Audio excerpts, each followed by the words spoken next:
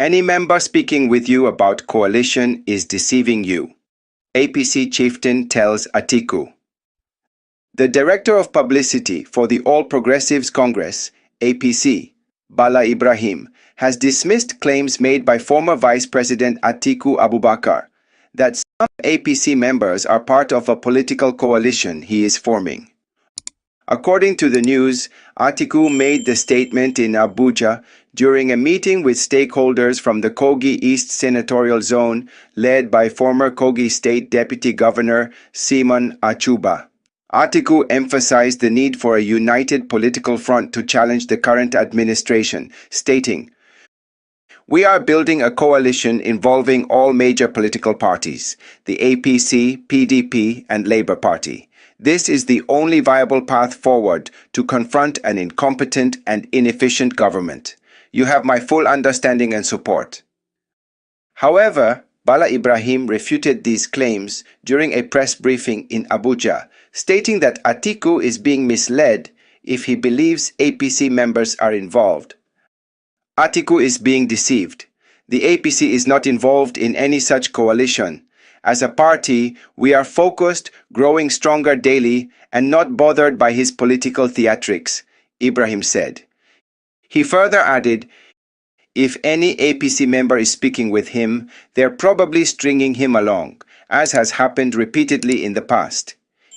Each time he engages in coalitions, he ends up losing.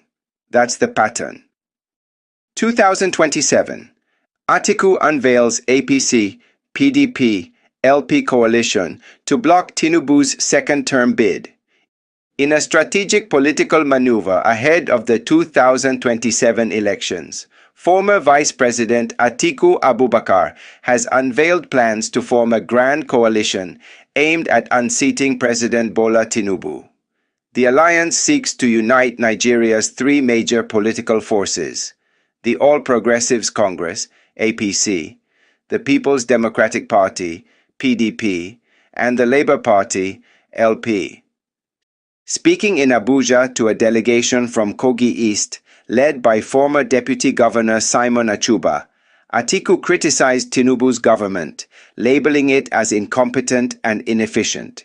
He stressed the urgent need for a united political front to rescue Nigeria from poor leadership. Addressing the nation's worsening security crisis, Atiku recalled his time as vice president when Boko Haram first emerged.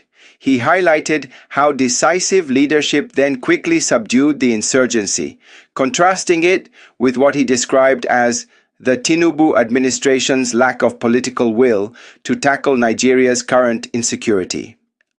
Atiku didn't hold back. He questioned how leaders can remain unmoved while citizens are slaughtered, calling such indifference the height of irresponsibility. He blamed the present administration for failing to safeguard lives and property, urging immediate and bold action. To bridge Nigeria's security manpower gap, Atiku proposed recruiting unemployed graduates into the police force, suggesting this as a win-win solution for tackling both unemployment and under-policing. Reaffirming his coalition plans, Atiku declared, "This is the only viable path forward to confront an incompetent and inefficient government. You have my full understanding and support." Simon Achuba echoed these concerns, condemning the federal government's failure to address rising violence, kidnappings, and community destruction in the north. He called on northern leaders to take proactive steps in uniting their people and filling the leadership gap left by the government's inaction. As the 2027 elections approach, this coalition could redefine Nigeria's political landscape. Giving Weke PDP presidential ticket is the right thing, Fred Fish, a leading figure in the People's Democratic Party, PDP, and chairman of the PDP Advocates for Peace and Justice, Tom Fredfish, has sparked new debate within the party. Speaking at a media briefing in Uyo, Akwa Ibom State, Fredfish emphasized that Weke is the only strong and credible option capable of restoring unity and securing victory for the PDP. He insisted that resolving internal party crises hinges on giving Wike the ticket, in line with the PDP's long-standing zoning principles. Fred Fish dismissed the party's recent reconciliation efforts, labeling them a waste of time, and posed a critical question. What and who are they going to reconcile without first addressing the zoning of the presidency to the South-South? According to him, the PDP's current leadership is weak and fragmented, while Wike remains the only figure with the financial muscle, political reach, and judicial influence to revive the party's fortunes. He described Wike as the soul of the PDP, warning that without him, the party's survival is at risk. Fred Fish also highlighted Wike's influence within the APC, suggesting that his candidacy could attract defections back to the PDP and weaken President Tinubu's hold on power. However, he did not spare Wike from criticism, accusing him of playing a double game, serving under Tinubu while contributing to the PDP's internal troubles. He concluded with a challenge, stating, "Giving Wike the PDP presidential ticket is the right thing. Nigerians will finally see if he's ready to resign as FCT minister and face his ambition, or if he'll keep serving Tinubu while destroying the very party that made him who he is." Ex-Atiku campaign coordinator dumps PDP, declares support for Tinubu ahead of 2027. A major defection has hit the People's Democratic Party as Angu Orangu, former North Central coordinator of Atiku Abubakar's presidential campaign, has dumped the PDP and pledged his full support for President Bola Ahmed Tinubu. Speaking to newsmen on Thursday, Orangu praised Tinubu's administration for embarking on bold economic and institutional reforms. He described the president's actions as painful but necessary steps towards rebuilding Nigeria's economy and governance structure. President Tinubu is not grandstanding. He's rolling up his sleeves and fixing a broken system, Orangu said.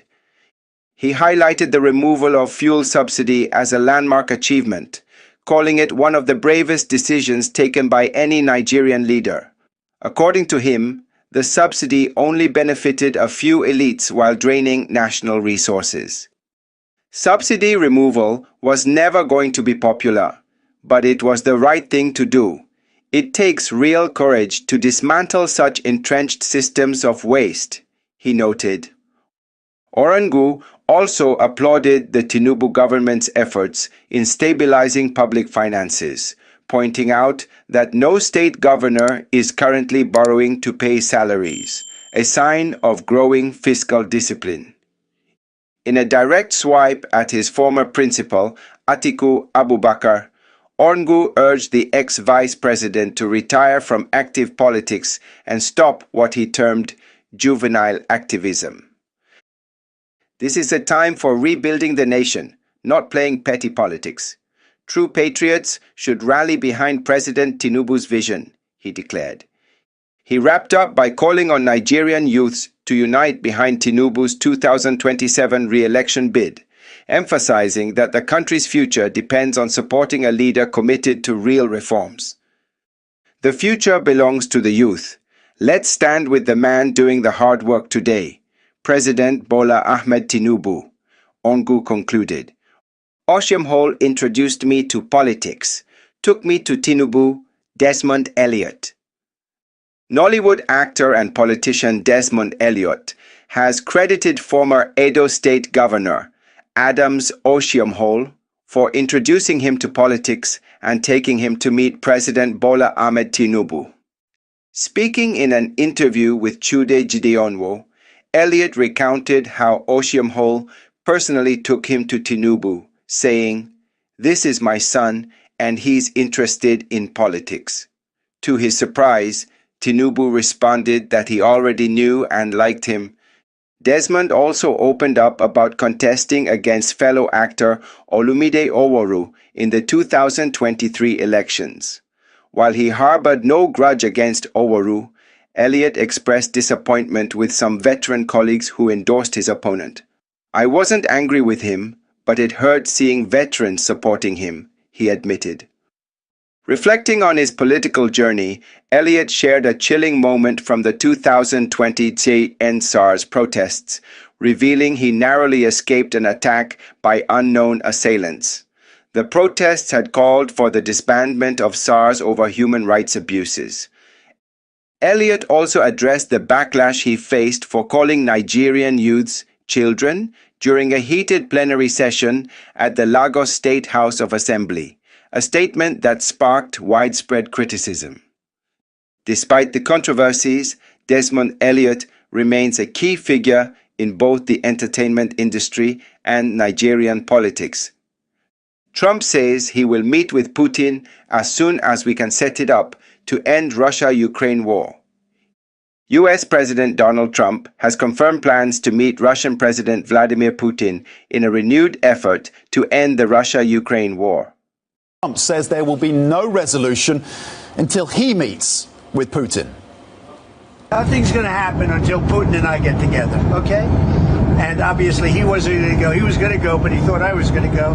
He wasn't going if I wasn't there. And I don't believe anything's going to happen, whether you like it or not, until he and I get together. But we're going to have to get it solved because too many people are dying. Speaking during his Gulf tour in the United Arab Emirates, Trump said the meeting will happen as soon as we can set it up, stressing the urgent need to bring the conflict to a close. He revealed that Putin's absence from this week's Istanbul peace talks was because Trump himself wasn't attending. According to Trump, they said Putin was going, Zelenskyy was going, but when I didn't go, Putin didn't either. I understand that. Despite his diplomatic agenda, Trump mentioned he will first return to the US to meet his newborn grandson before proceeding with negotiations. However, he emphasized the importance of ending the war soon, declaring, "It's time for us to do it." The US president also addressed the worsening humanitarian crisis in Gaza, promising swift intervention. "We're going to take care of Gaza. People are starving and bad things are happening," he said. Looking ahead, Trump expressed confidence that the world will become even safer in the coming weeks, assuring, "In 2 or 3 weeks, we can make the world a much safer place." More details on the planned Trump-Putin meeting are expected soon. Follow us, like, share, double tap on the screen now, and hit the subscribe button to subscribe to our YouTube channel.